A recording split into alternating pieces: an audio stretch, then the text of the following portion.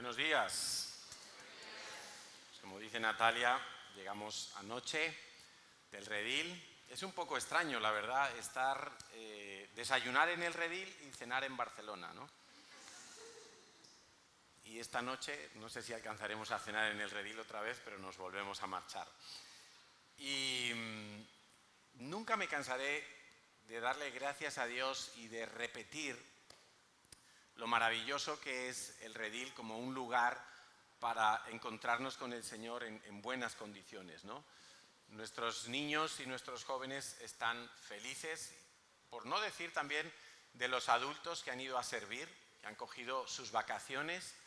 Le preguntaba a Javier, Javier es un hombre que tiene 60 años. Yo lo conozco pues desde que llegué a la iglesia, porque prácticamente llegó unos meses después que yo en Madrid, y él está haciendo de cocinero en este campamento, porque él ha sido cocinero, y todos los años va al campamento de julio, y este año, yo no sé por qué, le pregunté, bueno, Javi, te ha tocado, ¿no? Dice, no, yo siempre en julio me pido 15 días de vacaciones para estar aquí con los chavales y cocinarles los 15 días. Esas son la mitad de sus vacaciones. Él las invierte, no vamos a decir las gasta, las invierte en ir al Redil a cocinar, a pasar calor, a recibir picaduras de mosquitos. Yo vengo todo tapado ahora, pero ya tengo unas cuantas picaduras. En definitiva, a incomodarse, a renunciar a sus placeres para servir a Dios de esta manera, ¿no? Y muy bien que cocina Javier. Y eso me recordaba, tiene 60 años, no es un chaval de 20, tiene 60 años y él está ahí invirtiendo, sembrando, no ha dejado de hacerlo, por lo cual estoy seguro de que Dios le va a bendecir enormemente como ya lo está haciendo. ¿Y qué decir de nuestros niños? Pues efectivamente se lo están pasando en grande, están recibiendo el impacto de la palabra de Dios. Me llamó la atención uno de los días que estaba supervisando las células. Sabes que nuestros niños están en célula por las tardes, cada uno tiene su líder y hay grupitos de 4, 5, 6 niños o niñas, cada una con su líder. Y había una pregunta en el cuadernillo que están rellenando que dice, ¿cuándo te convertiste al Señor? ¿Cuándo te convertiste a Cristo? Y la pregunta era doble, ¿cuándo te convertiste a Dios? ¿Cuándo te hiciste hijo de Dios? Y entonces, a mí me gusta ver las respuestas, y yo les decía, bueno, ahí pone cuándo, pero ¿cómo fue el momento? ¿Cómo fue el momento? Y un montón de respuestas eran, yo recibí a Cristo en el Redil, en un campamento, el año pasado, hace 2 años, hace X. Un montón de niños contestaban que recibieron a Cristo, que nacieron de nuevo en el Redil. Y eso pues me llenaba de alegría porque vemos que el trabajo no es en vano y ahí están varios, un buen grupo de los monitores que tienen hoy en día nuestros hijos pequeños, fueron PKPC, ya son radicales y ahora están ellos haciendo de monitor para los niños. Y eso también me encanta porque el que ha sido muy trasto, así ahora recibe de su propia medicina y se arrepiente del todo lo que hizo, ¿no? Creo que tenemos una sorpresa, ¿sí o no? ¿Todavía no? ¿Cuánto falta? ¿10 minutos? No, eso es demasiado. Para el final. Bueno, vamos a seguir entonces con el tema de la semana pasada. Hablábamos de 9 ataques que puede el enemigo querer llevar a cabo sobre nuestras vidas, y hablábamos de que hay 2 reinos. No voy a entrar en todo eso. El que no escuchó la predicación de la semana pasada la tiene disponible en Facebook y en YouTube para que vaya y escuche toda esa parte introductoria. Hay 2 reinos, el reino de Satanás, el reino de Dios. Algunos cristianos creen que Satanás no tiene poder, y eso es ignorar las Escrituras, porque Satanás sí tiene poder. Tiene poder para muchas cosas, pero lo que nunca debes olvidar es que Dios tiene más poder, tiene todo el poder, y es incomparable el poder que puede tener Satanás con el poder absoluto que tiene Dios, pero Satanás sí tiene poder.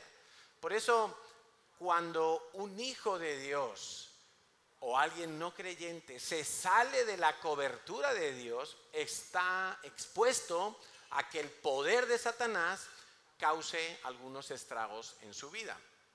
Hablábamos de que el reino de los cielos, el reino de Dios, es un reino de luz. Dice Romanos 14:17 que es justicia, paz y gozo en el Espíritu Santo. Vimos también que el reino de Satanás es un reino de tinieblas en el sentido de confusión en la mente, falta de revelación, no poder conocer a Dios. Pero vimos también que es un reino de dominación, de esclavitud. El reino de Satanás hace esclavos.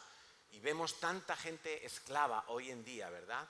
Vemos tanta gente que está atada al pecado, a una forma de pensamiento, a depresiones, y vemos cantidad de gente atada que solamente el Señor Jesús puede hacer verdadera y completamente libre. Vimos que el reino de Satanás es un reino organizado, y también vimos que no era un mérito suyo esta organización, puesto que el reino de Dios está organizado, hay una jerarquía muy clara, y Satanás salió en rebeldía del reino de Dios y lo único que hizo fue imitar, copiar esa estructura. Y vimos también cómo en Daniel capítulo 10, un buen ejemplo de cómo se desarrolla esa lucha entre los dos reinos. No vamos a repetir la historia de Daniel capítulo 10, ahí está un buen ejemplo de cómo es la guerra entre los dos reinos, la guerra espiritual. ¿Y por qué estoy predicando de esto? Pues porque yo creo que como hijos de Dios necesitamos enfocarnos en las cosas espirituales, tener un prisma crítico y analítico de lo que ocurre alrededor de nosotros, pero un prisma espiritual. Nos tenemos que poner las gafas de Dios. Y tenemos que quitarnos las gafas del mundo. El mundo interpreta todas las cosas de una forma natural.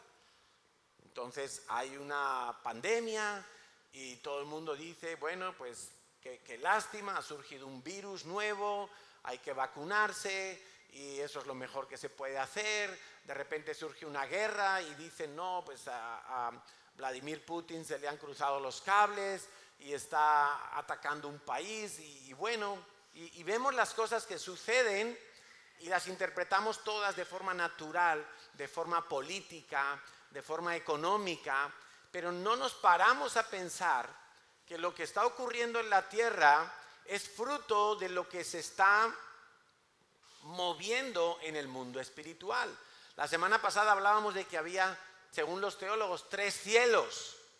El primer cielo, que es la atmósfera, el tercer cielo, que es donde está el trono de Dios, pero hay un cielo intermedio, el segundo, que es donde se desarrolla la lucha espiritual. Y todo lo que ocurre en la tierra necesariamente está relacionado con guerras espirituales, con la lucha entre las tinieblas y la luz, entre los ángeles de Dios y los demonios caídos, porque nada ocurre por casualidad. Sin entrar en teorías conspiranoicas, pero qué curioso que después de una pandemia que ha durado 1 año y medio, 2 años y que ahora quieren volver a revivir, qué fuerte que después de una cuarentena que en España duró 2 meses y medio, donde se paralizó la economía, y ese parón lo que provocó fue un estancamiento de la economía mundial. Qué curioso que cuando parece que todo eso está remitiendo y que las condiciones pueden volver a la normalidad, aparece una guerra en el oeste de Europa, en el este de Europa, perdón, y esa guerra nos cuentan, eso es lo que nos cuentan, esa guerra está provocando que suba el combustible, que suba la luz, el gas y todos los alimentos que te comes en el supermercado. Y está abocando al mundo entero a un futuro que, humanamente hablando, es incierto. Nadie sabe decir cómo van a progresar todos estos acontecimientos. Algunos dicen hay recesión económica, otros dicen la guerra de Ucrania, Rusia con Ucrania va a durar muchos años, otros dicen que no, que se va a acabar pronto, que Vladimir Putin está enfermo, otros dicen no, son rumores, nadie sabe. Pero sí tenemos a alguien que lo sabe y es Dios. Y no necesariamente eso significa que Dios nos va a contar todo lo que va a suceder en el futuro, pero lo más importante que tú puedes hacer a día de hoy es confiar plenamente en Dios. Amén. Y Dios tiene promesas para sus hijos. Dios tiene promesas que son absolutas, se van a cumplir en los que confían en Dios. Dios ha prometido que a sus hijos no les va a faltar vestido, no les va a faltar comida, no les va a faltar techo. Entonces, por más que las noticias digan que la economía empeora, que hay un futuro incierto, que el invierno sin el gas ruso, esas cosas tenemos que oírlas y tratar de llevarlas al entendimiento en la palabra de Dios, porque si no, te acaban obsesionando, emparanoiando, afanando y te acaban destruyendo. Por eso no vamos a esconder la cabeza debajo del suelo como para no enterarnos de nada, no, porque eso tampoco es lo que Dios dice. Dios dice, tendréis paz en medio de la tormenta. Dios dice que atesora el impío para el justo. De alguna manera sobrenatural, Dios se encarga de que sus hijos tengan provisión, tengan lo que necesitan para vivir. Amén. Yo quiero que no te olvides de eso, por favor. Y parte de lo que vamos a estar estudiando en el día de hoy tiene que ver con eso, que tú confíes absolutamente en el Señor, que no te dejes meter goles, que no te dejes meter engaños.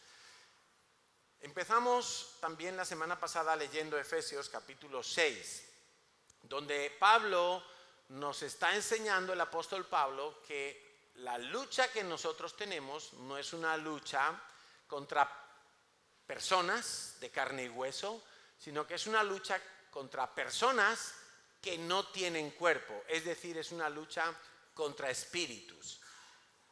Y lo vamos a volver a leer, está en Efesios 6, versículo 10 al 13. Vamos a leer este primer bloque con atención. Si tienes tu Biblia, ábrela, subráyala. Si es tu Biblia del móvil, ponla ahí resaltado estos versículos.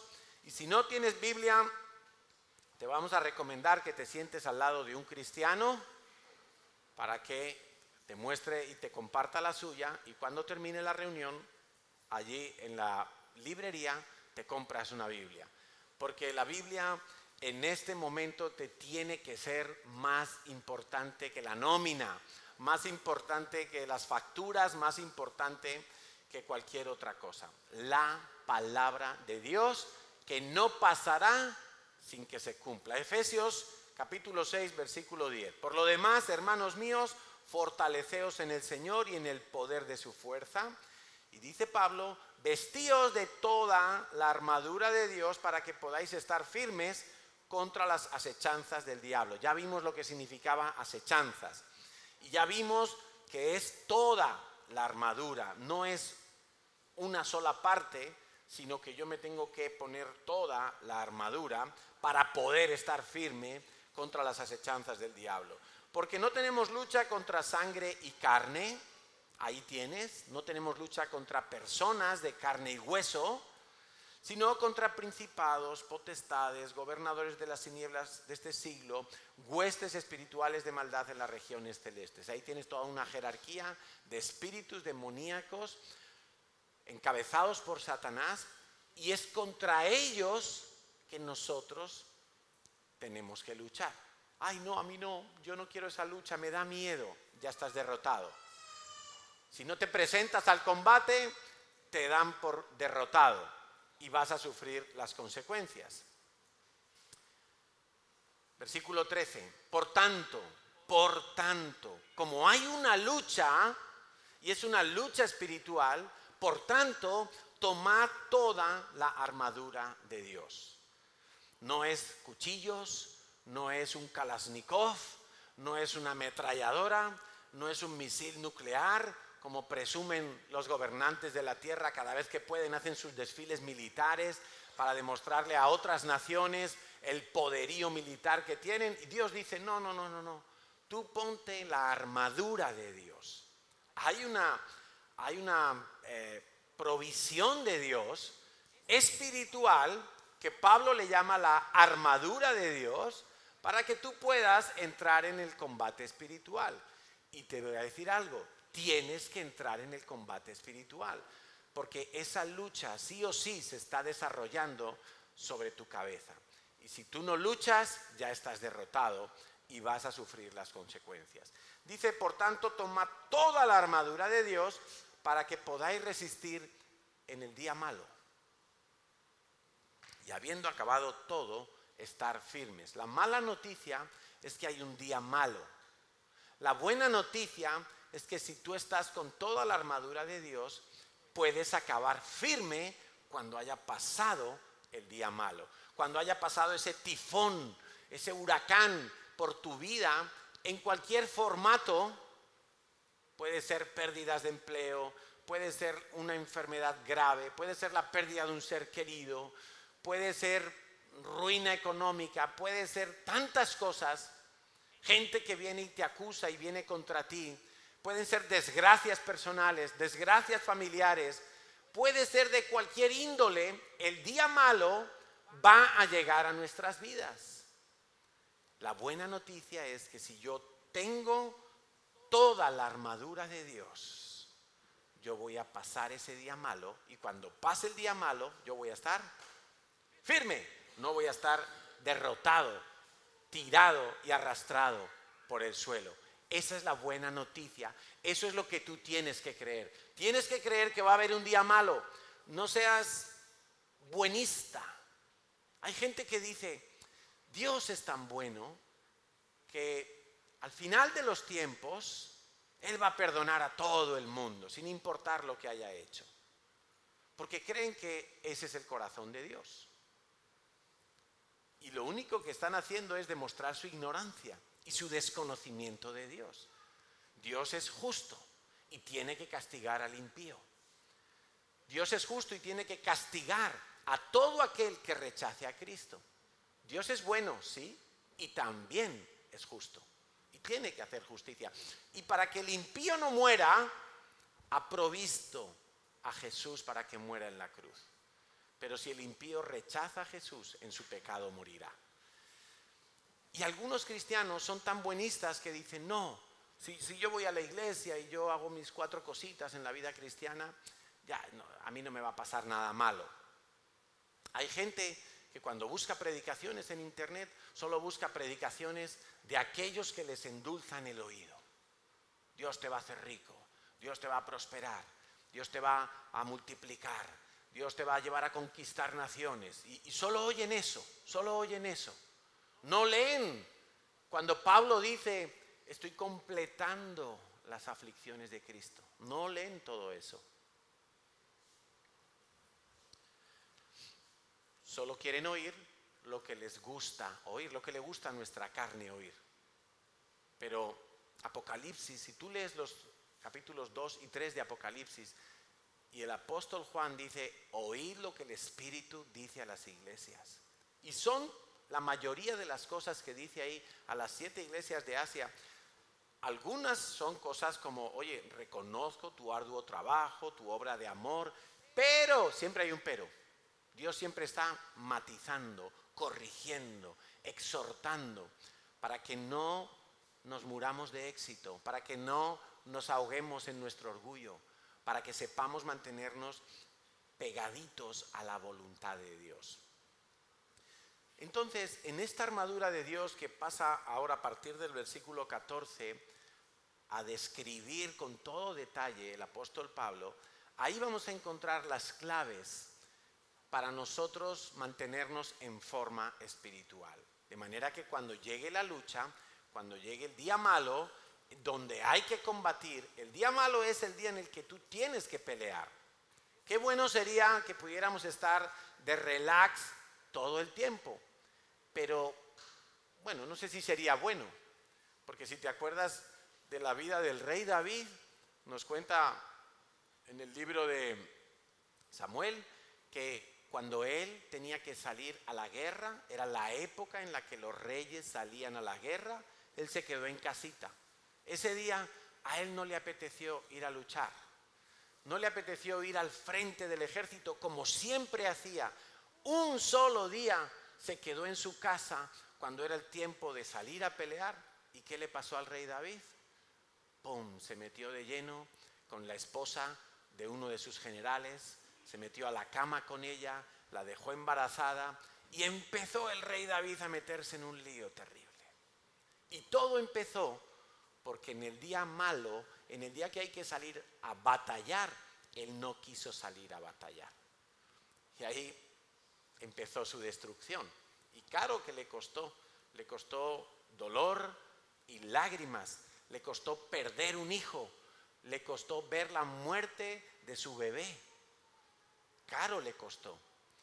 Y todo empezó por no querer salir a pelear. En esta armadura vamos a encontrar entonces las claves. Vamos a conocer por dónde puede venir nuestro enemigo. Vamos a entender cómo yo me tengo que defender y cómo tengo que atacar. Porque si es una lucha, no es solamente defenderme. Si es una lucha, no es solamente meterme en la esquina como los boxeadores y dejar que me empiecen a golpear hasta que me acaben. Si es una lucha, me tengo que defender, pero también tengo que atacar. También tengo que desactivar la fuerza o la estrategia o la acechanza de mi enemigo. Y algo importante que quiero que entiendas es que no tienes que esperar a que llegue el día malo. Cuando llegue el día malo, tú tienes que estar listo. ¿Cuántos han hecho aquí el servicio militar? A ver, que levanten la mano. Uy, qué poquitos. Bueno, la iglesia del Señor tiene un aspecto que es militar. Tiene un aspecto que es de guerra. No es un ejército, pero funciona en ocasiones como un ejército. Y a Dios se le llama el Dios de los escuadrones de Israel. Jehová Nisi, mi estandarte. El estandarte es el que iba el primero de todos en el frente de batalla. Y llevaba en un palo la bandera bien alta. Y mientras la bandera estaba en alto, significa que el ejército no estaba rendido, sino que estaba avanzando y tenía que seguir luchando. Hay muchos aspectos de ejército en el reino de Dios. Para los que hemos hecho la mili, cuando tú haces el servicio militar, hay días en los que te toca hacer una guardia. Y la guardia significa que tienes que estar vestido con el traje de campaña, despierto toda la noche o en el tramo de las vigilias de la noche que te hayan asignado. Y si pasa algo raro, si algo extraño acontece, dar la voz de alarma a los superiores para que movilicen y vean qué está pasando allí. Bueno, algunos cristianos creen que nunca tienen que estar en guardia. Y es justo todo lo contrario. El cristiano, grábate esto en la cabeza, por favor, el cristiano siempre tiene que estar en guardia. Siempre. En verano también. Ay, que la semana que viene me voy a las playas de Gran Canaria. Tienes que estar en guardia. Que me voy a mi país a ver a mi familia, me voy un mes. Tienes que estar en guardia. Siempre. El cristiano siempre está velando. Siempre, siempre. No importa si estás en el trabajo, si estás en la iglesia, si estás en el parque con tus hijos, si estás de vacaciones tomando el sol en la playa. Qué rico, ¿verdad? Pero siempre en guardia. Siempre velando, siempre sabiendo que en cualquier momento puede llegar el día malo. Ahora, nuestro adversario, que no es tonto, es bastante sagaz. La Biblia lo describe como sagaz, es alguien astuto. ¿Cuándo crees que lanzará un ataque contra tu vida? Cuando te vea con toda la armadura puesta, que ahora la vamos a ver. Cuando te vea con los ojos despiertos tomando café por la noche para no dormirte. O cuando te vea que ya de repente has abandonado tu búsqueda de Dios y otras cosas más que ahora vamos a entender muy claramente con esta armadura.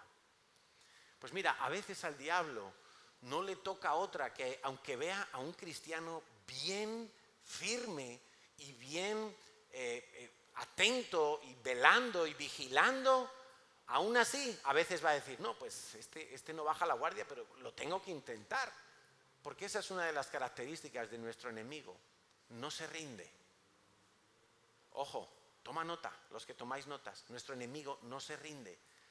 Y te va a intentar atacar aunque te vea firme. Por eso algunos cristianos se extrañan y dicen, pero si yo estoy haciendo bien las cosas, ¿por qué recibo este ataque en este momento? Pues porque tu enemigo no se rinde. Y va a tratar de ver si esa firmeza es real o es superficial. Va a ver si cuando tú levantas las manos en la iglesia para adorar a Dios, si realmente estás adorando a Dios porque le consideras el tesoro de tu vida, o simplemente estás adorando a Dios porque quieres tener un momento tuyo de placer emocional y sentirte bien. Y si es lo segundo, cuando venga el ataque, va a haber dificultades en tu vida. Pero si es lo primero, vas a resistir el ataque perfectamente.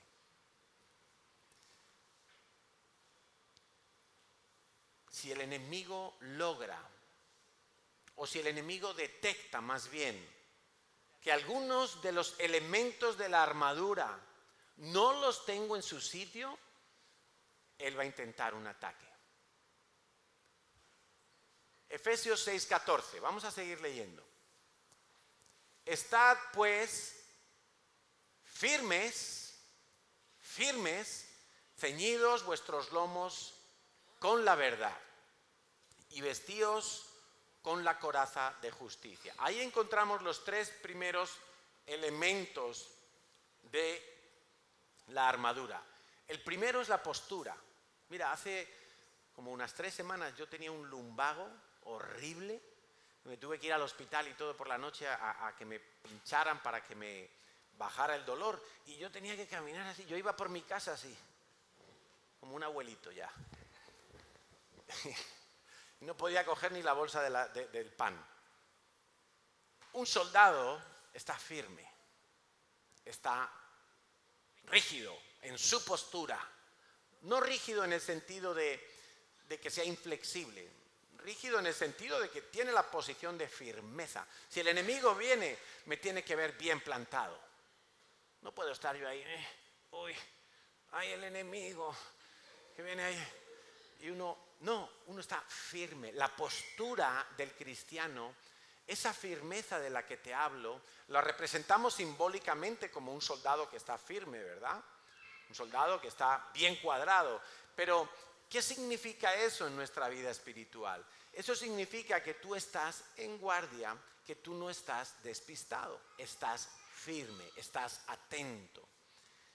Y hoy en día hay muchos cristianos que se despistan rápidamente, que se relajan en su postura espiritual. No saben ni siquiera cuál es su posición en Cristo Jesús. La Biblia dice que en Cristo Jesús nosotros somos más que vencedores. Pero hay muchos cristianos que ese versículo lo guardan en el armario durante mucho tiempo. Y no saben que son por anticipado más que vencedores. Yo creo que la mejor manera de estar firme en la vida es humillarse delante de Dios. Dice 1 Pedro 5:6, humillaos pues bajo la poderosa mano de Dios para que cuando fuere tiempo Él os exalte, Él te ponga firme. Es decir, que si tú quieres estar firme frente a las dificultades de la vida, el secreto es arrodillarte, humillarte en la presencia de Dios. Y ahí va a empezar tu victoria. El cristiano que no se humilla delante de Dios, sino que confía en sí mismo, el enemigo le va a dar un revolcón tremendo, porque nuestras fuerzas no son suficientes. Quiero que sepas que Satanás tiene más poder que tú, sin Cristo. Pero si tú vives humillado delante de Dios, el poder de Dios se va a manifestar en tu vida. Dice, humillaos bajo la poderosa mano de Dios, para que cuando fuere tiempo la poderosa mano de Dios te exalte y te levante. No hay otra manera de estar firme en esta vida que humillarse delante de Dios. Y rescatando algunas predicaciones de hace unos meses, una manera excelente de humillarse es ayunar. Una manera excelente de humillarse es adorar a Dios y rendirse de todo corazón delante de Él. Una manera excelente de humillarse es clamar a Dios cada día. Tengo mi necesidad en Dios. Por supuesto que Dios te va a levantar en el día malo y te va no solamente a estar firme, sino que te va a afirmar en esa posición. Dios lo va a hacer porque Él lo ha prometido. Humillaos pues, 1 Pedro 5:6, bajo la poderosa mano de Dios, y cuando fuere tiempo esa misma mano poderosa te va a levantar desde el suelo. Segundo elemento que encontramos ahí, ceñid vuestros lomos con la verdad de Dios.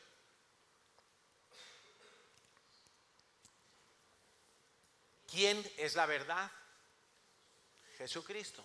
La cuestión no es qué es verdad, sino quién es la verdad.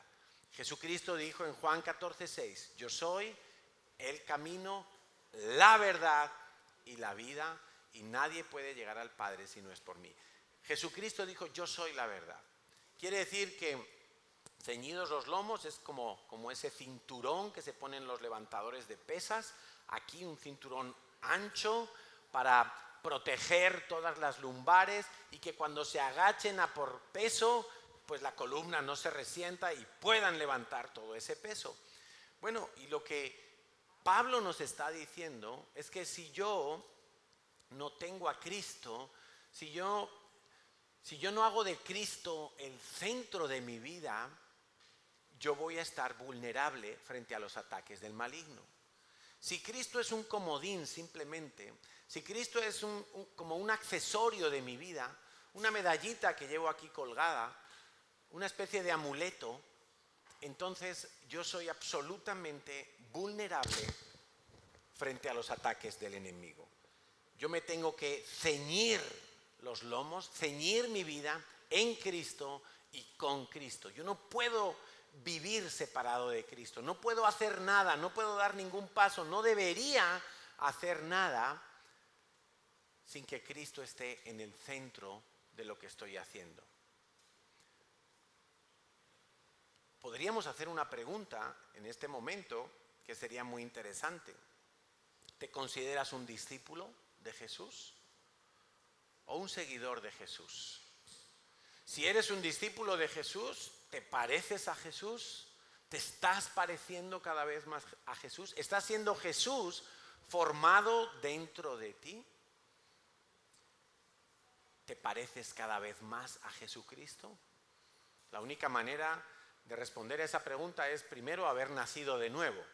Si no he nacido de nuevo, es imposible que me parezca a Jesús. Si he nacido de nuevo, automáticamente se empieza a producir en tu vida un trabajo espiritual promovido por Dios, llevado y ejecutado por el Espíritu Santo en tu vida, de manera que no te va a dejar tranquilo hasta que vayas cortando con los hábitos terrenales, con las vestiduras terrenales y te vayas conformando cada vez más a Jesucristo. Si tú eres la misma persona hoy que cuando recibiste a Cristo, si ya han pasado varios años, quiere decir una de dos: o no has recibido a Cristo o todavía estás empantanado en tus enfermedades espirituales y no has podido dejar que se desarrolle el carácter de Cristo en tu vida.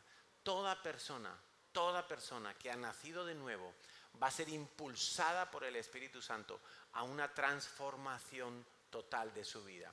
La Biblia llama al nuevo nacimiento la regeneración, nuevo nacimiento. Es una generación de algo nuevo, pero también la Biblia nos habla de que tiene que haber una renovación en el Espíritu Santo y es constante, no puede ser de otra manera. A mí me asusta ver a muchos cristianos que los veo durante años en el mismo punto espiritual. Tienen los mismos pecados, las mismas malas actitudes, la misma esterilidad espiritual, la misma falta de fruto, los veo allí y a mí me asusta, porque me faltan dedos ya para contar la cantidad de gente que conozco, que la vi muchos años en la iglesia y durante muchos años no corrigieron esas deficiencias en su vida porque no se dejaron formar conforme a Cristo, y lo que acabó pasando es que se acabaron marchando, no de la iglesia, sino de las cosas de Dios. Lo cual, a mi modo de entender, es que nunca habían nacido de nuevo. Y eso me preocupa sobremanera. Me preocupa tremendamente. Cuando os decía que le preguntábamos a los niños, ¿cuándo naciste de nuevo? Algunos sabían hasta la fecha. El 3 de septiembre del 2018 en el campamento con tal monitora. Muchos, por cierto, con Natalia Blanco. Y yo les decía, muy bien. ¿Y cómo fue ese momento? A ver, cuéntame. Ahí algunos ya patinaban. Ya no sabían muy bien qué pasó. Y entonces les empezamos a hacer preguntas como para llevarles a pensar, a recordar, a tener claridad de cuándo recibieron a Cristo. Porque si no han recibido a Cristo, nosotros les podemos dar de bibliazos en la cabeza y sus vidas no van a ser transformadas. Pero los que han recibido a Cristo, se les nota y empiezan a tener una transformación. Empiezan a identificar pecados, maldiciones. Empiezan a ver que en el Señor tienen una segunda oportunidad para sus vidas y es una oportunidad completa. Por eso a mí me asusta cuando veo cristianos que están en el mismo punto, que nunca salen de deudas, que nunca terminan de perdonar a alguien, que nunca los ves que siempre andan arrastrando enfermedades. Hay determinados aspectos como que es un ciclo y siempre y siempre y siempre. Eso no es normal. No es normal. Debería de haber un cambio en el carácter de la persona especialmente. Y que no estén reproduciendo las mismas cosas que antes de recibir a Cristo. El tercer aspecto que vemos ahí en ese versículo es la coraza de justicia. Alguien que es declarado justo por Dios frente a alguien que no sabe que es declarado justo por Dios. Alguien que disfruta de la gracia. Si el diablo observa que esa coraza, la coraza viene a ser la parte que tapa toda la parte abdominal, pulmones, corazón, todos los órganos vitales que están aquí en el tronco. La coraza, si el diablo ve que tu coraza es una coraza frágil o que ni siquiera la llevas puesta, si el diablo detecta y huele, y te aseguro que lo sabe muy bien, que tú no tienes clara la gracia de Dios por la cual eres declarado justo, entonces va a venir a lanzar un ataque sobre tu vida. Es impresionante, pero quiero que sepas que el nuevo nacimiento, el recibir a Cristo es algo espiritual. Y Satanás sabe qué personas han nacido de nuevo y cuáles no. Satanás sabe qué personas tienen autoridad espiritual y quiénes no. Satanás sabe que no es lo mismo cuando un hijo de Dios reprende a un demonio que cuando alguien que no ha nacido de nuevo pero sabe recitar las mismas palabras y trata de expulsar un demonio. Y no le va a hacer caso, sino que todo lo contrario, le va a lanzar un ataque a esa persona. Y esa persona va a sufrir las consecuencias de meterse a una batalla espiritual sin tener al Espíritu Santo.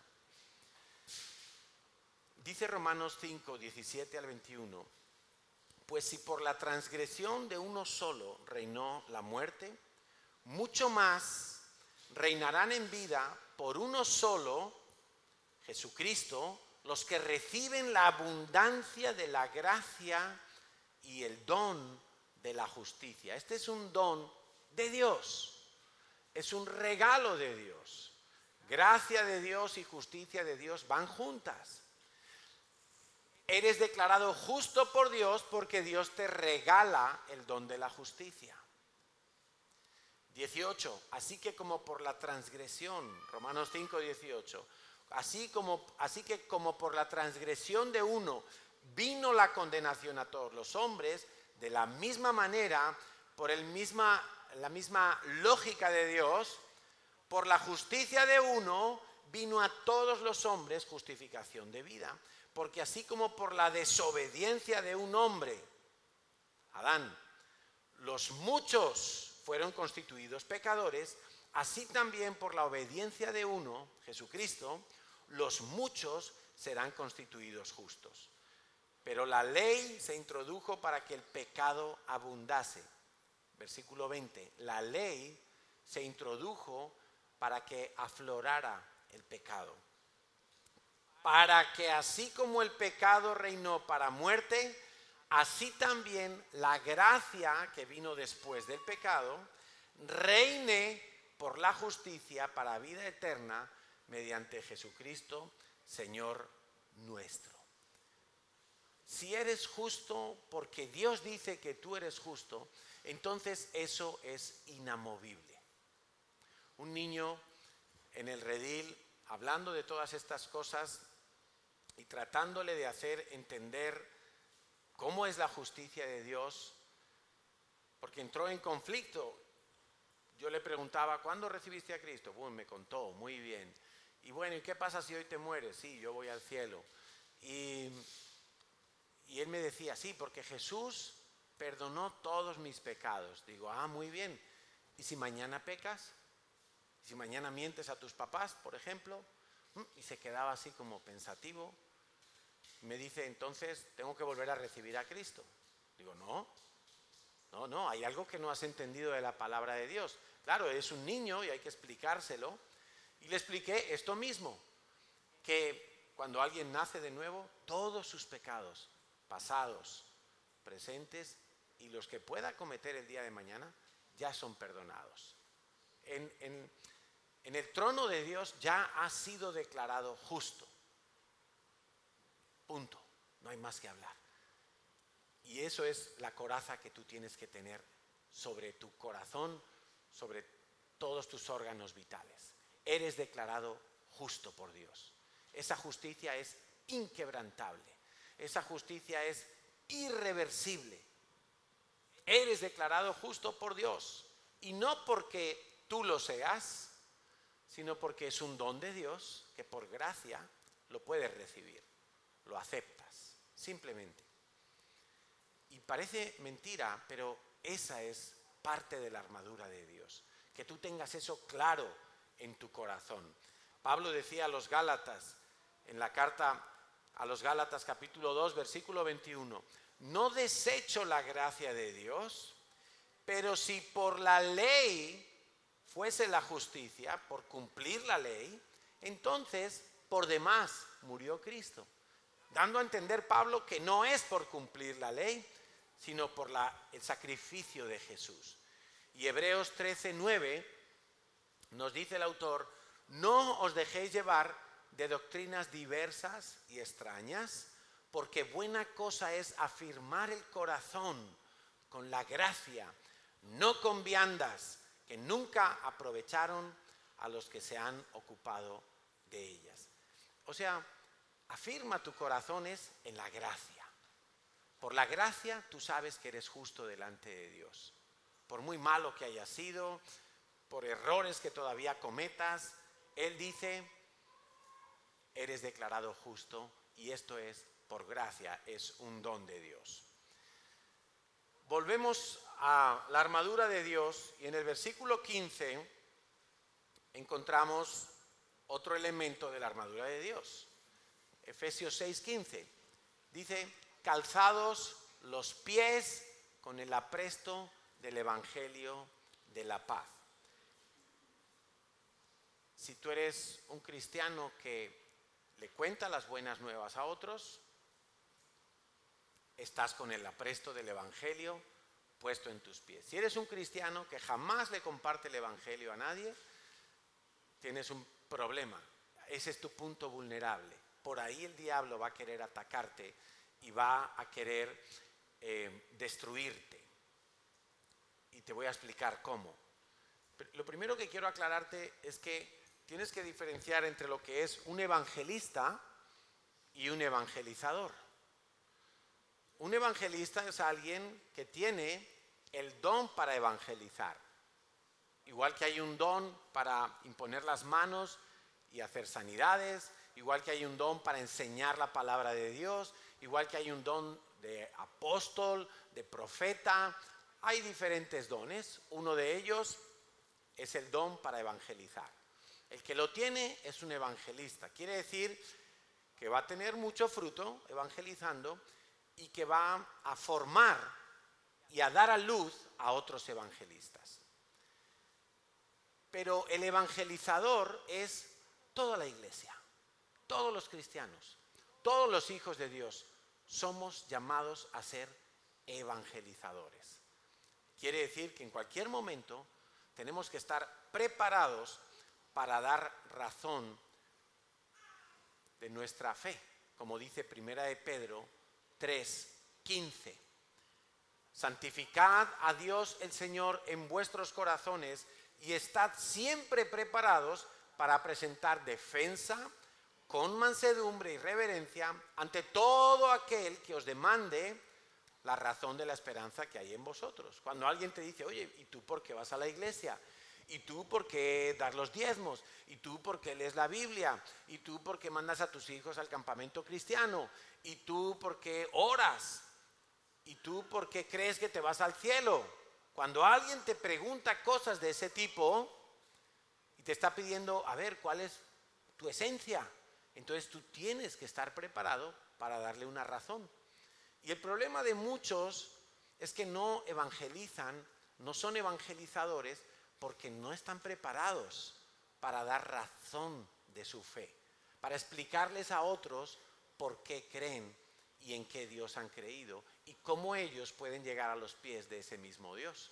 Y como no están preparados, se acobardan, se intimidan, se asustan y se callan, incumpliendo así con el mandato de hacer discípulos en todas las naciones y volviéndose vulnerables para un ataque del enemigo. Entonces, el ataque del enemigo para los cristianos que no evangelizan, ¿cuál es? El ataque del enemigo es proponerle a esos cristianos que nunca hablen, porque ya hay en la iglesia quien habla en las calles, ya hay locos que se suben a una caja y gritan el nombre de Dios, ya hay gente que se encarga de evangelizar, y tú, como cristiano, tienes otras labores. Con ese pequeño engaño, el diablo hace que tú te conviertas en un cristiano consumista, comercial, que hace que la iglesia sea el centro comercial, comunidad cristiana integral. De manera que aquí vengo a ver qué está de oferta, a ver qué puedo consumir, a ver si hay rebajas, a ver el escaparate de la vida cristiana. Me convierto en un consumista, pero nunca estoy dando nada. La iglesia es la antítesis de un centro comercial. En un centro comercial todo el mundo va a consumir, ya sea restaurante, ya sea ropa, ya sea ocio, cine, la bolera, lo que sea, el outlet. La iglesia es todo lo contrario. La iglesia es dar, es dar, es dar. Y la iglesia no es este lugar. La iglesia eres tú. La iglesia es la suma de las piedras vivas. Y la piedra angular es Jesucristo. Es decir, que cuando tú estás en el trabajo, en el parque, en la parada del autobús, en el metro, comprando el pan, tú eres iglesia. Tú sigues siendo el cuerpo de Cristo. Tú sigues siendo esposa de Cristo. tú sigues siendo un evangelizador.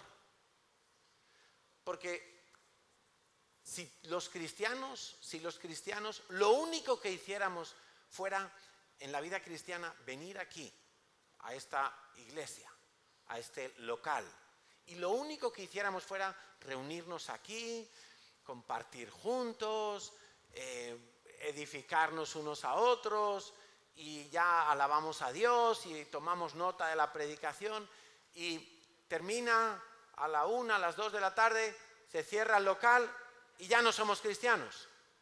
Eso es todo lo que hacemos. ¿Cómo podría el reino de los cielos extenderse?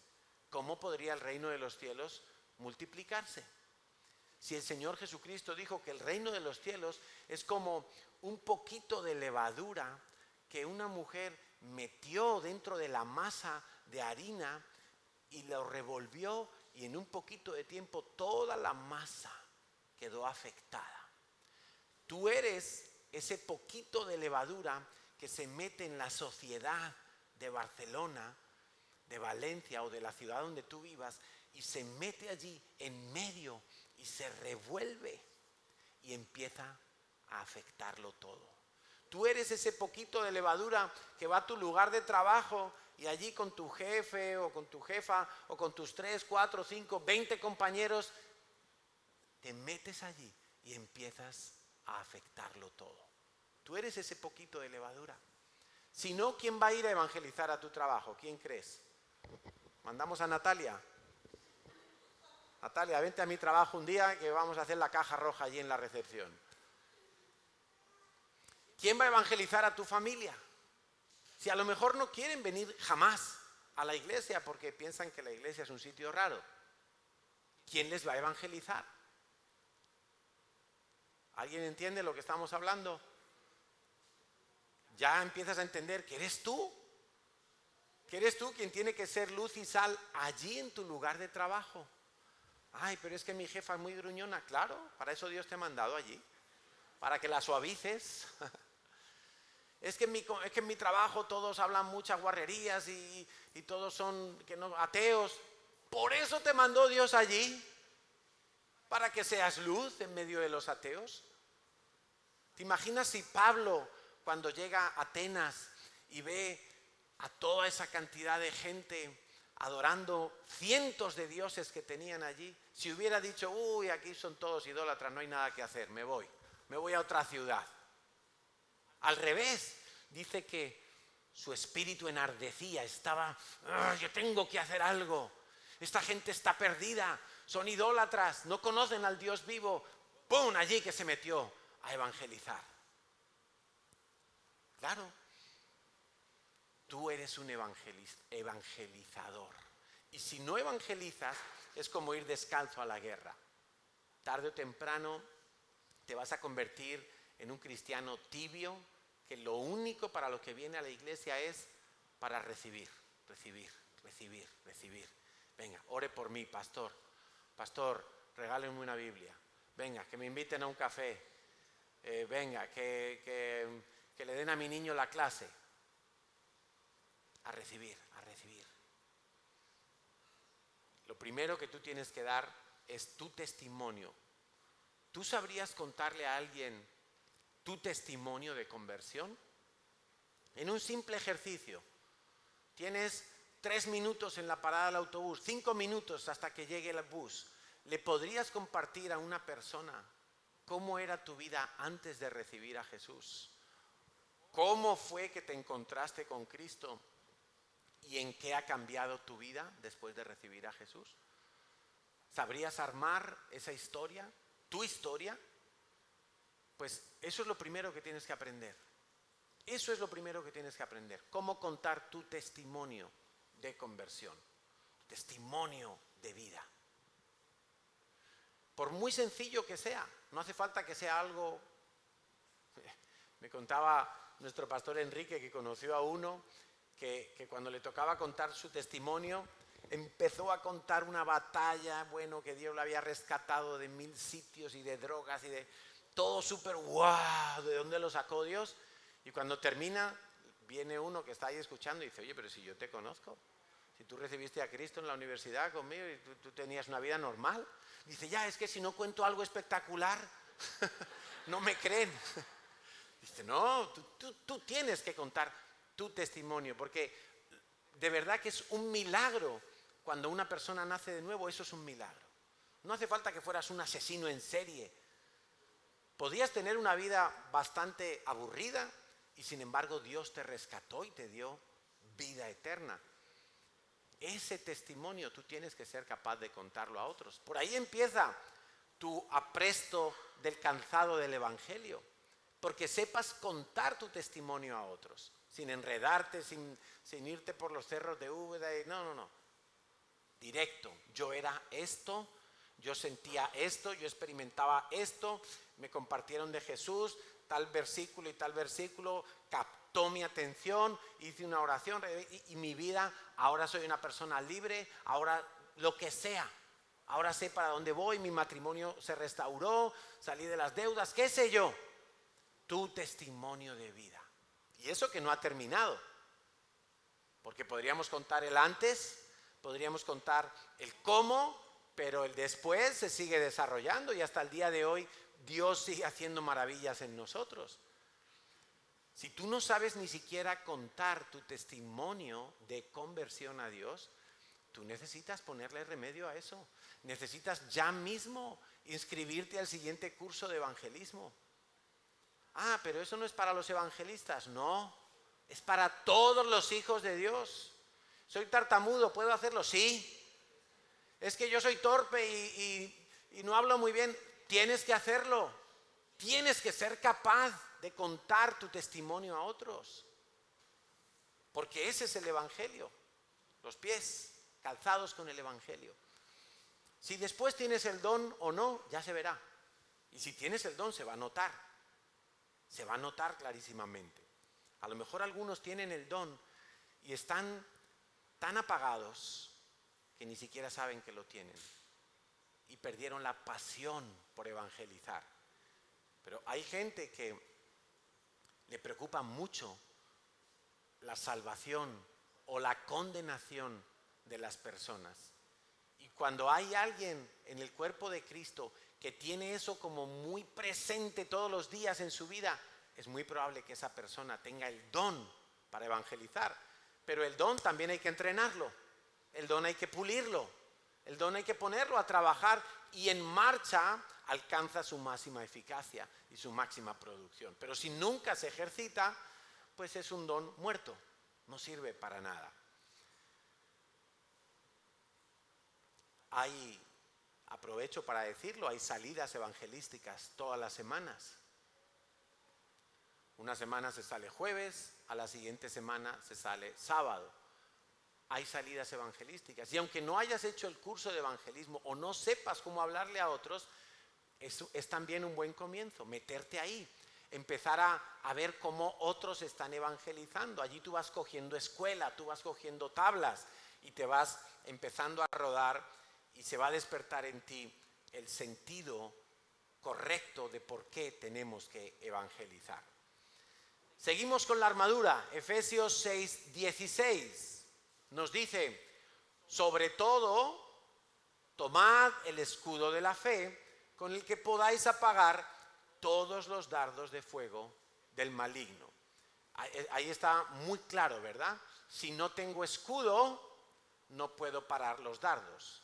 La coraza me cubre una parte, pero ya el escudo me da una cobertura móvil, vamos a decirlo así. De manera que los puntos vulnerables de mi vida, con el escudo, yo lo muevo en la dirección adecuada y voy a parar los dardos de fuego del maligno. Entonces, la pregunta no es, ¿el diablo me tirará dardos de fuego? No, la pregunta es, ¿cuántos me va a tirar? ¿O cuándo? Pero que te los va a tirar, te los va a tirar. Ese escudo del que habla Pablo es la fe. Y la fe tiene una característica, y es que la fe es probada. O sea, en algún momento de nuestra vida nosotros vamos a pasar pruebas de fe. donde nuestra fe va a ser presionada hasta un punto. Siempre, siempre va a haber pruebas de la fe, siempre. Tú puedes estar bien en algo y vendrá una prueba porque Dios quiere que tengas más fe en ese área. Quizá venga una prueba y te das cuenta de que no tenías fe en ese área y precisamente porque viene la prueba te das cuenta de que no tienes fe. Y está bien, porque si no, seguiríamos hacia el desastre. Primera de Pedro 1, del 6 al 9, primera carta de Pedro 1, del 6 al 9, dice: en lo cual vosotros os alegráis, aunque ahora por un poco de tiempo, si es necesario, tengáis que ser afligidos en diversas pruebas. Las pruebas nos van a humillar, para que sometida a prueba vuestra fe, mucho más preciosa que el oro, el cual aunque perecedero se prueba con fuego, sea hallada en alabanza, gloria y honra cuando sea manifestado Jesucristo, a quien amáis sin haberle visto, en quien creyendo, aunque ahora no le veáis, os alegráis con gozo inefable y glorioso, obteniendo el fin de vuestra fe, que es la salvación de vuestras almas.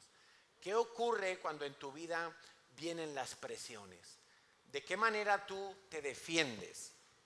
Hay gente, como decíamos al principio de la predicación, que sale corriendo en búsqueda de explicaciones y recursos y soluciones naturales. La medicina está muy bien, ahí está, pero la medicina tiene un tope. El abogado, muy bien, ahí está, y vas a echar mano de él muchas veces, pero el abogado no lo sabe todo. El abogado no te puede dar gracia, el abogado no te puede dar una justicia real. Dios sí.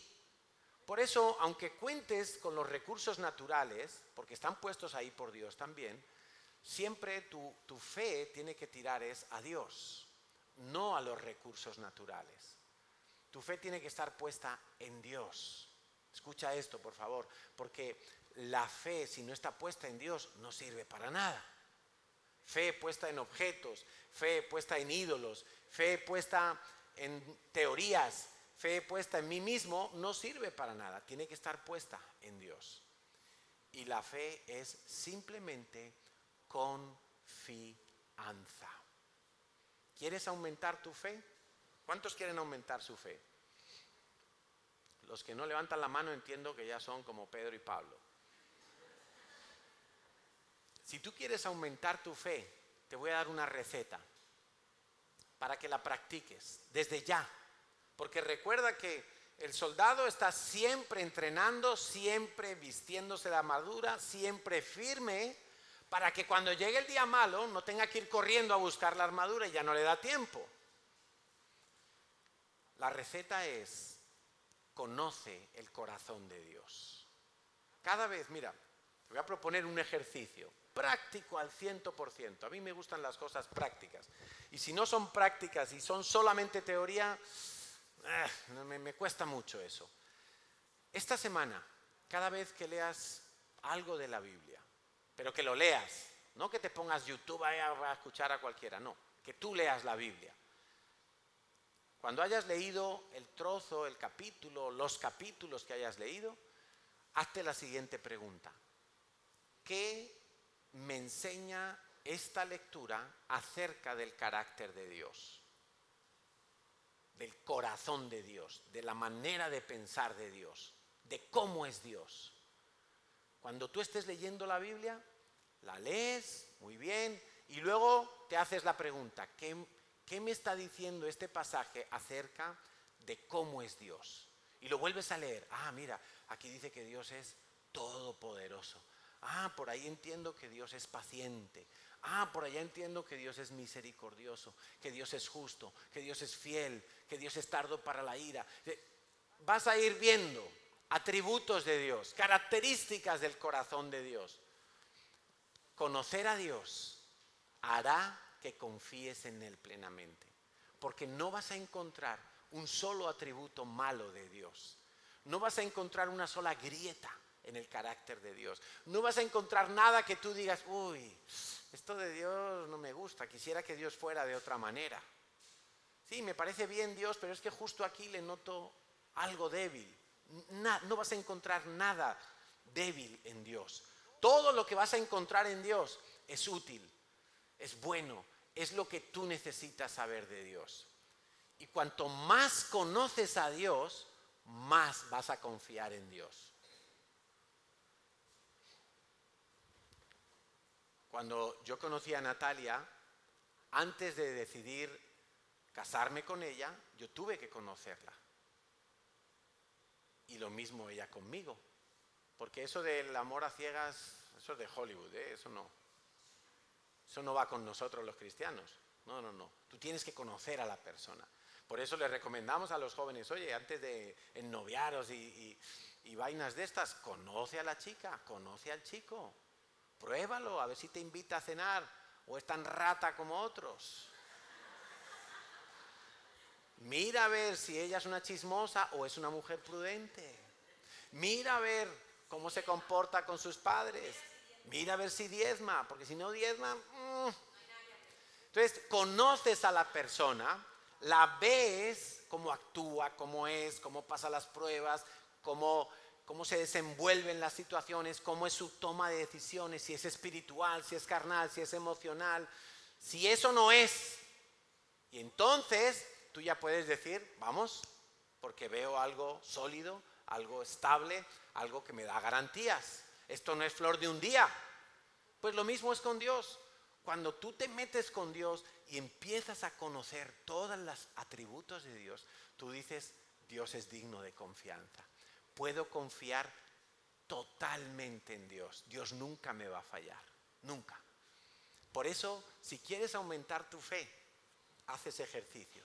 Cuando leas esta semana la Biblia, empieza a mirar cómo es Dios, qué aprendo de Dios en esta escritura. El rey David decía en el Salmo 27:10, aunque mi padre y mi madre me dejaran, con todo Yahweh me recogerá. Eso solo lo puede decir alguien que conoce a Dios. Él no lo decía porque, quiero hacer una canción bonita y voy a ver esta palabra que rima con esta. No, eso era lo que él conocía de Dios. Él sabía totalmente. El rey David había sufrido persecución.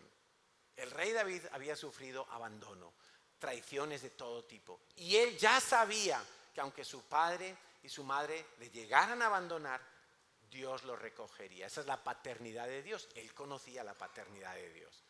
Por eso, si tú conoces el corazón de Dios, tu fe se va a volver concreta, se va a volver sólida, se va a volver a prueba de cualquier cosa. Y pase lo que pase, tú podrás decir, aunque haya una guerra, aunque suba la gasolina, aunque el coronavirus, aunque,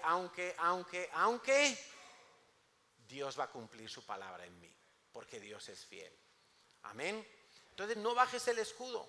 Ese escudo que tú lo tienes que mantener siempre, el escudo no está quieto. El escudo se mueve según por dónde viene el dardo. ¿Que me quieres hacer dudar de Dios en algo? No, pongo el escudo de la fe. ¿Que me quieres hacer que yo desconfíe de Dios, que mi familia no se va a salvar? Pongo el escudo de la fe. Es decir, voy a buscar de los atributos de Dios. ¿Por qué puedo confiar? Porque Dios lo ha dicho. Y vas moviendo el escudo para que esos dardos no lleguen a clavarse por algún huequito, por alguna ranura, y pueda entrar allí el veneno y dañe tu fe. Efesios 6:17, vamos rápido. Y tomad el yelmo de la salvación y la espada del Espíritu, que es la palabra de Dios. Aquí encontramos dos elementos. El yelmo es ese casco de hierro que se ponían en la cabeza y que a veces se levantaba un poquito, como los cascos de la moto, ¿no? Yelmo de la salvación sobre mi cabeza. No puedes pensar diferente. Y esto tiene que ver con la justicia, ¿no? Si soy salvo, soy salvo. El cristiano que duda de su salvación se vuelve un cristiano volátil, un cristiano que va a terminar siendo atacado por Satanás en la religiosidad. Porque el cristiano que duda de su salvación continuamente va a querer estar haciendo cosas para no perder o recuperar la salvación. Y entonces se va a enfrascar en una vida de cadenas, en una vida de mochilas, como decía Natalia en la oración, en una vida donde yo tengo que estar demostrándole a Dios que merezco la salvación. Y qué terrible cuando los cristianos viven así, porque día tras día experimentan la caída, la incertidumbre. ¿Me salvará Dios? ¿Me condenará Dios? ¿Estaré bien con Dios? ¿No estaré bien? Pero qué descanso cuando un hijo de Dios sabe lo que dijo el apóstol Juan, 1 de Juan 5:13. Estas cosas os he escrito a vosotros que creéis en el nombre del Hijo de Dios. ¿Cuál es la condición? Creer. Ay, pero yo no he hecho muchas buenas obras, es que yo todavía no evangelizo, creer, dice, vosotros que creéis en el nombre del Hijo de Dios, para que sepáis que tenéis vida eterna y para que creáis en el nombre, en la autoridad del Hijo de Dios. Tú eres salvo por creer en la obra de Jesús en la cruz. Tú eres salvo por creer que aquella tumba en Jerusalén sigue vacía hasta el día de hoy porque Dios le levantó de los muertos. No eres salvo por otra cosa. Por eso, arma tu mente con ese pensamiento. Soy salvo. Pase lo que pase. ¿Has metido la pata? Sigues siendo salvo. Pero necesitas volverte a Dios de todo tu corazón. Ser salvo no significa que puedo llevar un estilo de vida pecaminoso, porque si yo lo que quiero es llevar un estilo de vida pecaminoso, eso mismo es señal de que no soy salvo. Si todavía el deseo de pecar es tan fuerte o es más fuerte que lo que el Espíritu Santo va a producir en mí, que es el deseo de no pecar, sino de agradar a Dios, entonces quiere decir que a lo mejor ni siquiera he nacido de nuevo. Y eso también sería una tragedia. Si el diablo encuentra que tu cabeza no está protegida por el yelmo de la salvación, indudablemente te va a atacar con la religiosidad. Va a hacer que tú seas un religioso toda la vida. Alguien que vivirá atado en cadenas. Decía Efesios 6:17, también hablando de la espada del Espíritu, que es la palabra de Dios, la palabra de Dios. Si tú no tienes la espada en tu mano, si la Biblia no es tu principal recurso en esta vida, entonces tú eres una persona cristiana vulnerable a las mentiras, a las herejías, a las falsedades, a los falsos obreros, a los falsos profetas, a los falsos charlatanes que hay a montones en las redes sociales. Y yo quiero pediros un favor y os suplico, porque no puedo obligaros, pero os suplico que no veáis tantas predicaciones de YouTube, buscando de aquí y de allá, porque eso os va a confundir, os va a terminar confundiendo. Ser un poquito más selectivos y sobre todo, mira lo que te voy a decir, aplica esta medida. Que sea más tiempo el que tú pases estudiando la palabra de Dios que el que pases escuchando predicaciones de otras personas. Por favor, os lo suplico. Eso va a ser una buena medida de higiene espiritual para vosotros. Hay mucha mentira en las redes sociales. Hay mucha charlatanería. Demasiada. Y yo veo que los hijos de Dios están todo el rato ahí, y sin embargo su tiempo, dice que los cristianos de Berea escudriñaban, cuando Pablo les predicaba, miraban a ver, ¿es verdad esto? Vamos a ver, ¿es verdad que esto lo dijo Isaías? Sacaban el rollo de Isaías, es verdad. ¿Es verdad que el Mesías tenía que nacer en Belén de Judea? A ver, sí, sacaban los rollos, escudriñaban, investigaban, es verdad. Estudia la palabra de Dios, estúdiala, memorízala, apréndela. Que la palabra de Dios sea para ti lo más valioso que tú tengas. Estaba leyendo esta semana el testimonio de un pastor chino que ya es mayor, a estas alturas no sé cuántos años tiene, pero en 1950 tenía 16 años. Vivía en China, en una parte del interior de China, una parte muy rural, muy de pueblo. Toda su vida consistía en ir a trabajar todos los días con sus hermanos y sus padres para recoger de la cosecha, de los animales y seguir viviendo. Su vida dependía de que hubiera sol y lluvia para que el ciclo de las cosechas y la producción de los animales no parara. Y con 16 años, esta familia experimenta un milagro. El padre de familia tenía un cáncer terminal y los médicos lo habían mandado a la casa para que ya muriera rodeado de la familia. Y esa noche, la madre, que había recibido a Cristo muchos años atrás, pero se había enfriado, esa noche la madre recuerda que Dios hace milagros. Es una madre analfabeta, nunca ha leído la Biblia, conoce 4 cosas de Jesucristo, pero ella recuerda que Jesús sanaba a los enfermos. Y entonces hace una oración delante del esposo moribundo y los 4 hijos. Y ora y dice: Dios, yo te pido que sanes a mi marido. A la mañana siguiente el marido pide comida. Llevaba días sin comer porque ya el cáncer de pulmón se le había extendido al estómago y a varias partes, ya ni siquiera comía. Se levanta y pide comida. En una semana fueron al médico y le dijeron: no hay rastro del cáncer. Se sanó. Ese milagro hizo que este joven de 16 años entregara su vida al Señor. La madre restauró su fe y de lo poquito que sabía, esas 4 cosas que ella recordaba de una misionera noruega que había ido en 1901 a China, ella se lo cuenta a sus hijos y a su esposo y todos reciben a Jesús. Y el hijo le dice, mamá, dime más palabras de Jesús. Y dice: hijo mío, todas las palabras de Jesús han desaparecido, dándole a entender que no hay dónde buscar palabras de Jesús. El chico está inquieto y quiere aprender más de Jesús porque ha visto un milagro, algo sobrenatural.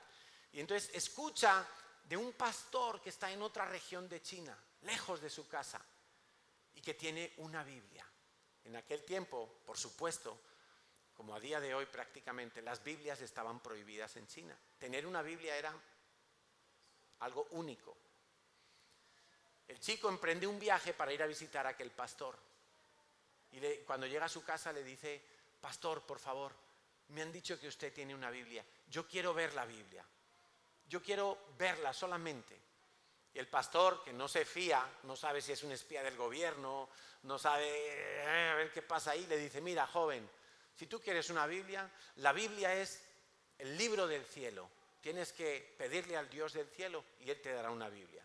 Y él se va a su casa y empieza a orar todos los días. Una oración muy sencilla: Padre del cielo, dame el libro del cielo, dame una Biblia. Todas las noches oraba eso. Pasan 30 días y no ocurre nada. Y el chico inquieto vuelve a hacer el viaje a esa región para buscar a este pastor. Cuando va donde el pastor todavía está receloso. Y el joven le dice: pastor, por favor, enséñeme su Biblia. Yo no la quiero ni tocar, usted la sostiene. Y si me da tiempo yo alcanzo a leer un poco y copio algunos fragmentos. Y el pastor, que todavía está ahí, dice: mire, joven, si usted va en serio con esto, váyase a su casa y ayune. Y llore todo lo que pueda, porque si llora, Dios le dará una Biblia muy pronto. Y el joven se va a su casa con su fe y empieza a ayunar todos los días. Escucha, por conseguir una Biblia, que tú tienes ahí en el móvil 20 versiones, que seguramente en la estantería de tu casa tienes 3, 4 Biblias, que aquí te hemos regalado una Biblia el día que llegaste. Él, para conseguir una Biblia, se puso a ayunar. Desde la mañana hasta la noche ayunaba y por la noche comía un tazón de arroz. Y se ponía de rodillas y empezaba a llorar, a llorar. Sus padres pensaron: se nos está volviendo loco el chico, se nos ha enloquecido, porque no hace más que ayunar. Había perdido peso, estaba muy delgado. Pasaron 100 días ayunando.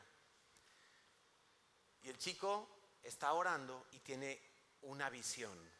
Y en la visión ve que viene un anciano con 2 personas por un camino y se encuentran con él. Y lo ven tan delgado que le dicen, ¿quieres pan? Y él dice, sí, quiero pan. Mira, aquí tenemos en la bolsa. Y cuando él mete la mano en la bolsa y saca un pan fresco, y cuando se lo va a comer se convierte en una Biblia. Y él se despierta del sueño y para él era tan real, pero al mismo tiempo es la impotencia. Dice, no, era un sueño. ¿Qué pasa aquí? Y empieza a gritar, desesperado, porque era un sueño, no era la realidad. Y entonces sus padres entran corriendo en la habitación y le dicen, hijo, tranquilo, tranquilo, que te estás volviendo loco, ¿qué pasa? Y él estaba allí gritando, desesperado. Y el padre ora, el padre que había sido sanado de un cáncer. El padre le dice a Dios, Padre Celestial, si hace falta, enférmame a mí, pero que mi hijo no enloquezca. Dale una Biblia, por favor. Y en ese momento llaman a la puerta de casa. Aparecen los 2 señores de la visión. Y él sale y le dicen, tenemos aquí mucho pan del cielo para darte, tómalo. Y él coge la Biblia. Una Biblia real. La otra parte de la historia es que esos 2 señores que llegan a la puerta de su casa venían de una región, de otra parte de China. Eran discípulos de un pastor que lo habían encarcelado, lo iban a condenar lo habían condenado a muerte. Y entonces él dice a sus discípulos que el Señor le ha mostrado en una visión que vayan y entreguen su Biblia, la única que había en kilómetros a la redonda, que entreguen su Biblia en tal aldea de la región de no sé dónde, en una casa que tiene la puerta de esta manera y que hay un joven de 16 años. Y le manda a los discípulos a desenterrar la Biblia, que la tenía enterrada en una lata escondida debajo de su casa, y que se la lleven a ese joven. Dios, como Pedro y Cornelio, ¿no? Dios conectando el clamor de uno y enviando la provisión a través de otro hijo de Dios. Y lo que me llama la atención es que ese hombre se desesperaba por una Biblia. Como no sabía cuánto tiempo iba a poder tener la Biblia en su poder antes de que se la confiscaran o se la quemaran las autoridades chinas, decidió aprenderse el Evangelio de Mateo de memoria. En una semana se aprendió todo el Evangelio de Mateo. En unos pocos días más se aprendió los 12 primeros capítulos del libro de los Hechos de los Apóstoles, de memoria. Cuando él iba a predicar, porque Dios enseguida lo empezó a mover, él no llevaba su Biblia porque se arriesgaba a que le pillaran, y no solo a la cárcel, sino que destruyeran el libro. Cuando él iba a predicar, él no predicaba, él solamente recitaba de memoria todo el Evangelio de Mateo y los 12 capítulos de Hechos. Y con eso la gente se convertía. La palabra de Dios. Él quería conocer, saber todo lo que Jesús había dicho. Quería saber todas las cosas de Dios. Qué hambre, ¿verdad? Es que Dios le da pan al que come. Al que no come, no le da pan. Por eso tu Biblia puede tener moho. La palabra de tu Biblia puede tener moho para ti. Y cada vez que la coges como, ay, a ver no sé, a ver, Señor, que me va un poco mal, a ver qué me dices hoy, a ver si me anima. Y abre la Biblia a ver si encuentra una palabra de ánimo ahí. Así no se lee la Biblia.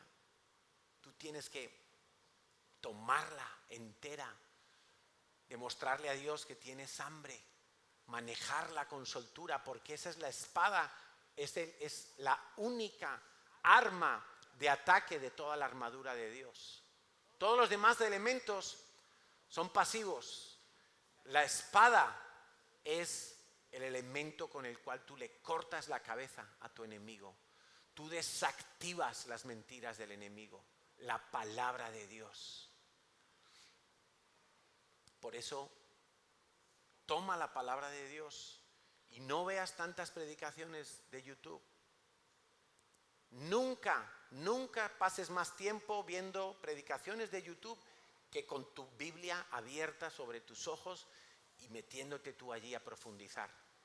Y lo que no entiendas, pues ahí están tus pastores y tus líderes y el Espíritu Santo, abre mi entendimiento. Yo quiero entender la palabra de Dios. Dice el versículo 18, ya para terminar, Efesios 6, 18. Orando en todo tiempo, con toda oración y súplica en el Espíritu, y velando en ello con toda perseverancia y súplica por todos los santos. ¿Qué decir de la importancia de la oración? Pablo dice, orando en todo tiempo, no solo en el día malo, no solo cuando te dan la mala noticia, no solo cuando viene el ataque, orando en todo tiempo, incluido cuando te vas de vacaciones a la playa, incluido cuando tienes mucho tiempo libre, orando en todo tiempo, orad sin cesar. Dice 1 Tesalonicenses 5, 16 al 19, dice, estad siempre gozosos. Yo creo que estos versículos hay que leerlos todos juntos. Estad siempre gozosos, orad sin cesar. ¿Para qué? Para estar siempre gozoso. Estar siempre gozosos, orad sin cesar, dad gracias en todo, porque esta es la voluntad de Dios para con vosotros. En Cristo Jesús no apaguéis el espíritu. Todos sabemos que la Biblia dice orad sin cesar. Pero ¿qué tal si orar sin cesar se convierte en la clave para estar siempre gozoso, para no apagar el espíritu, para saber dar gracias en todo? Orar es hablar con Dios. Así de sencillo. Así de sencillo. Orar es hablar con Dios. Habla con Dios todos los días. Y luego deja que Dios te hable en su palabra. Luego deja que Dios te hable en su palabra. Dice el versículo 19, ahora sí ya para terminar, Efesios 6, 19 y 20. No, sí, 19 y 20. Y dice Pablo, orad en todo tiempo, dice, y orad por mí, a fin de que al abrir mi boca sea dada palabra para dar a conocer con denuedo el misterio del Evangelio, por el cual soy embajador en cadenas, que con denuedo hable de él como debo hablar. Para mí, esta parte de la armadura es ser parte de la iglesia. Pablo iba y plantaba iglesias, pero había otros que le financiaban, había otros que continuamente estaban orando por él, había otros que le acompañaban y le apoyaban en el ministerio. Había otros a los cuales él después dejaba establecidos como ancianos y pastores y obispos en la iglesia para que él pudiera irse a otro lugar y plantar otra iglesia y que aquella iglesia continuara sola. Ser parte de la iglesia es parte de tu armadura de soldado para que en el día malo no estés vulnerable. Ser parte de la iglesia es pertenecer al rebaño de Dios y estar dentro del rebaño de Dios, bajo el cuidado del pastor de las ovejas y edificándote con la compañía de otros cristianos. Servir es parte de ser parte de la iglesia. Dar es ser parte de la iglesia. Yo recuerdo cuando llegué a la vida cristiana y era estudiante universitario, todavía no trabajaba, no tenía ingresos, apenas la paga que me daban mis padres. Y recuerdo que cuando comencé a trabajar, al principio no ganaba ni un euro, ni una peseta de aquel entonces, porque entré en un contrato de becario y yo trabajaba de gratis durante 6 meses. Y yo estaba deseando, 6 meses, ojo, 6 meses. Y yo estaba deseando ganar mi primer sueldo para diezmar, porque yo sentía que hasta que no diezmara era como que todavía no era como full de la iglesia, ¿no? Y yo quería, y yo ya servía y hacía muchas cosas, pero quería entregar mi diezmo de mi trabajo. Y cuando lo pude hacer la primera vez, eso fue como, Señor, qué guay, puedo participar, puedo aportar. Me sentí como más parte de la iglesia, hablando de la comunidad cristiana integral, ¿no? Ser parte de la iglesia es entender que todo lo que tú hagas tiene que ser para el cumplimiento de la gran comisión. Mateo 28, del 18 al 20. Por cierto, este versículo sería bueno que lo aprendierais de memoria, como el chino. Solo un versículo, 2. Mateo 28, del 18 al 20, 3 versículos. Jesús se acercó a los discípulos y les dijo: toda autoridad me es dada en el cielo y en la tierra. Por tanto, id y haced discípulos a todas las naciones, bautizándolos en el nombre del Padre, del Hijo y del Espíritu Santo, y enseñándoles que guarden todas las cosas que yo os he mandado. He aquí, yo estoy con vosotros todos los días hasta el fin del mundo. Amén. Esa es la razón de ser de la iglesia. Y mira que Jesús no dijo: id y evangelizar a todas las naciones. No dijo eso, ¿verdad? ¿Sí o no? Hola, ¿estamos despiertos o ya tenemos hambre? ¿Qué dijo Jesús? Id y haced discípulos. Y para hacer discípulos, claro, primero lo evangelizo, lo bautizo y le enseño los mandamientos de Jesús, las enseñanzas de Jesús. Todo lo que hagamos, todo, absolutamente todo lo que hagamos en la iglesia, esos campamentos que hacemos, todo lo que hacemos tiene que ser para cumplir el deseo de Jesucristo, la orden de Jesucristo de llevar su palabra haciendo discípulos hasta lo último de la tierra. Un cristiano sin compromiso en la iglesia es un cristiano que no es parte de la iglesia. Y a veces hay gente que dice: no, yo no me quiero comprometer. Si tú no te quieres comprometer, ese es tu área débil en la armadura, y por ahí el diablo te va a lanzar el ataque. Y muy probablemente un cristiano que no se compromete es arrastrado por la corriente, se mete en problemas, y como no está comprometido, no tiene quien le corrija, no tiene a quien rendir cuentas. Hay gente que cree que rendir cuentas es algo muy militar, muy de una dictadura. No, todo lo contrario. Rendir cuentas es una medida de protección para mi vida. Y con gusto rindo cuentas. Aunque a veces rendir cuentas suponga que me tengo que humillar. Porque a lo mejor rendir cuentas hoy puede ser que le tenga que decir a mi pastor: he fallado. No hice lo que me mandaste. No cumplí con lo que se me había asignado.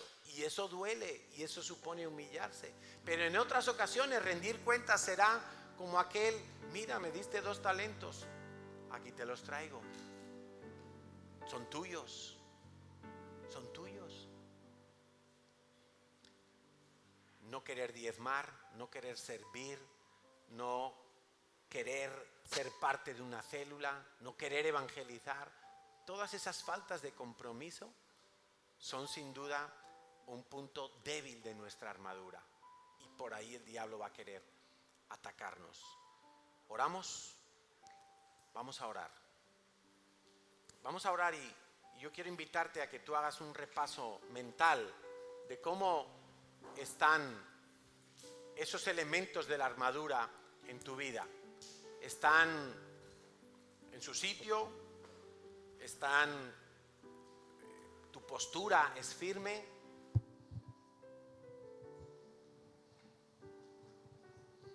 ¿Es firme tu postura? ¿Estás erguido en el mundo pero de rodillas delante de Dios? Quiero que hagas un repaso de todos esos elementos. Si quieres cerrar tus ojos y vas visualizando todos esos elementos. Hemos hablado del cinturón de la verdad, de creer, de poner a Cristo en el centro. Hemos hablado de la coraza de justicia, de saber que es un don de Dios. Hemos hablado del yelmo de la salvación, de saber que Dios nunca te va a quitar la salvación, ni siquiera tú la puedes perder, porque jamás la has ganado. Es un regalo de Dios.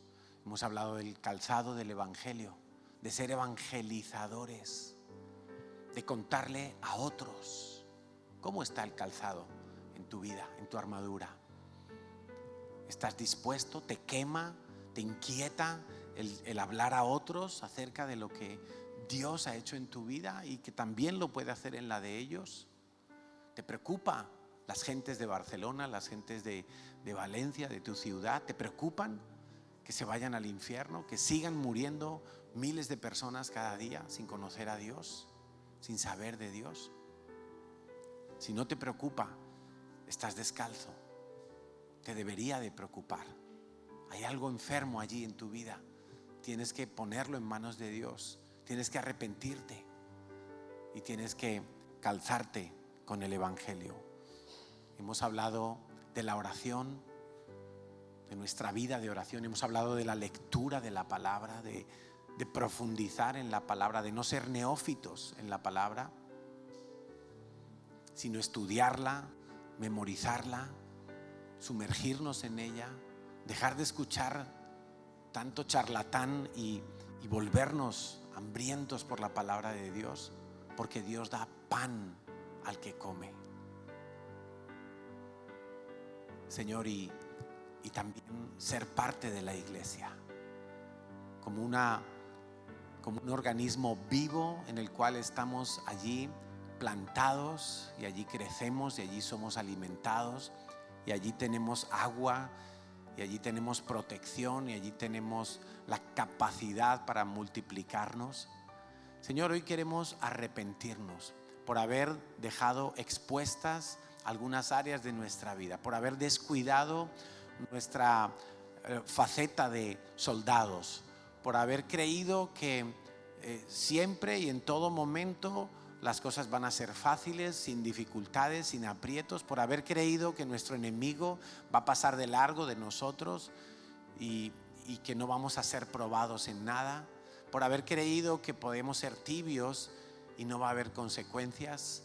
Señor, hoy te pedimos en el nombre de Jesús que tú nos perdones, y desde hoy en adelante queremos ser como ese soldado que cada mañana se prepara, se pone toda la armadura, todos los días, día tras día, entrenando, siendo constantes, siendo perseverantes, para que cuando llegue el día malo podamos estar firmes, nuestra fe sea hallada en alabanza, para que cuando llegue el día malo soportemos la presión, el golpe, la tormenta, y nuestra casa no sufra pérdidas, sino que nosotros podamos estar firmes en el buen testimonio de nuestro Señor Jesucristo, firmes en el gozo, firmes en la salvación, firmes en la justicia, firmes en el don de Dios, en la presencia de Dios.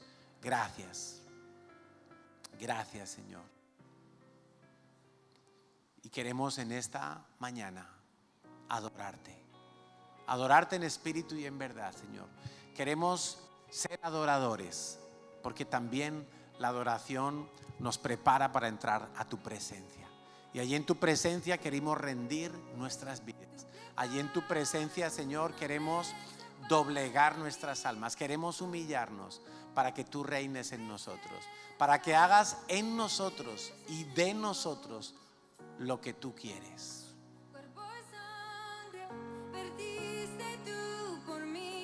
Así peleo mis batallas.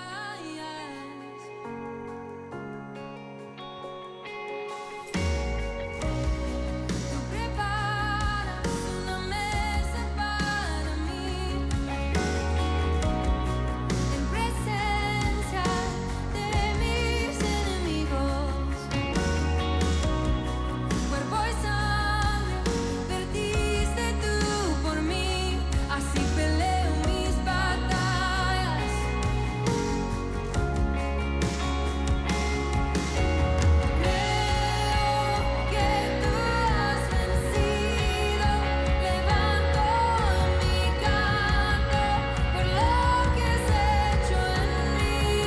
Levántate, Dios, porque tú eres el que pelea por nosotros, porque en ti confiamos, en ti nos movemos, en ti somos, en ti caminamos, Señor.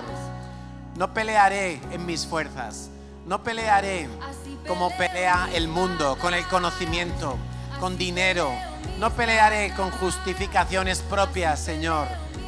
Pelearé confiando en ti plenamente, descansando en tus promesas, humillándome cada día, sumergiéndome en tu palabra, Señor, orando en todo tiempo. Pelearé, Señor, sabiendo que soy más que vencedor, que la victoria está dada, que mi enemigo ha sido derrotado por Jesucristo. Pelearé sabiendo, Señor, que aunque haya dificultades, si persevero, veré la victoria, porque tú eres todopoderoso. Pelearé alabándote, Señor, porque dice tu palabra que cada golpe de Dios es con pandero, es con trompeta. Pelearé sabiendo que tú eres invencible, que nadie puede derrotarte a ti y que a mí me has sentado a tu diestra, Señor, en el poder tuyo. Gracias, Dios. En el nombre de Jesús se va toda angustia.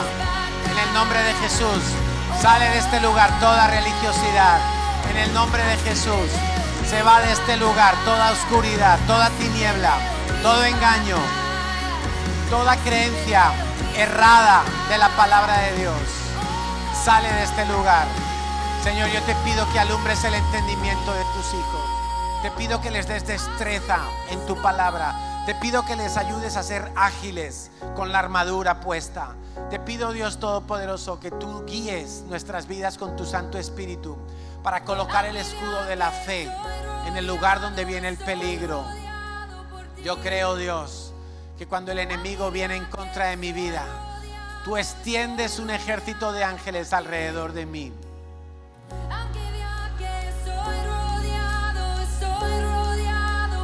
Mi Dios me rodea.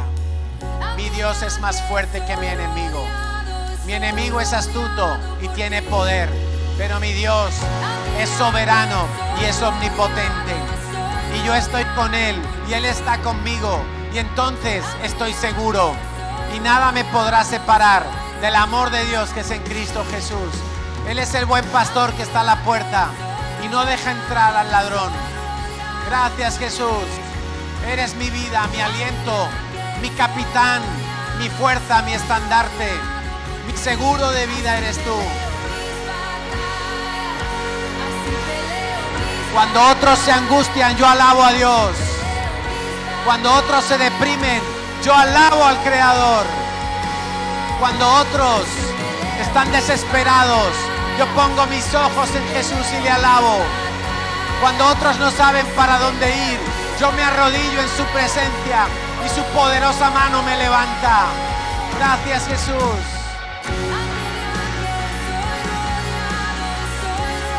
Canto aleluya al Rey. Canto alabanzas a mi Dios. Él me da la victoria. Él me perdona. Él me sana. Él me limpia. Él me rescata del hoyo. Cuando no hay salida, Él tumba las puertas para abrir un camino a sus hijos. Todopoderoso eres.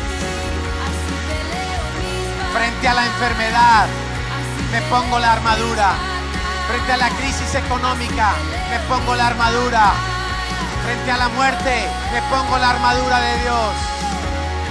Frente a los enemigos, frente a enemigos que se levantan, me pongo la armadura de Dios. Frente a los que me critican, me pongo la armadura de Dios. Frente al desprecio y al abandono de otros, me pongo la armadura de Dios. Y sé que allí puedo descansar y estar confiado. Y aunque a veces la armadura es un poco incómoda, pero Señor, yo me la pongo porque tú me has dicho que me la ponga. Porque tú me dices que así podré estar firme en el día malo. Gracias, Señor Jesucristo, porque tú te pusiste la armadura y tú fuiste vencedor. Y el Padre te levantó de los muertos y te levantó hasta lo sumo. Y ahora estás sentado a la diestra del Padre, esperando hasta que todos tus enemigos sean puestos debajo de tus pies. ¿Hablará Dios y callarán los profetas? Es imposible. Tú hablas, Señor, y hoy nosotros hemos hablado y confesado tu palabra. Y por eso, Señor, vamos a esperar el resultado. Que tu diestra poderosa, Señor, es la que aplasta a nuestro enemigo y la que nos saca en victoria.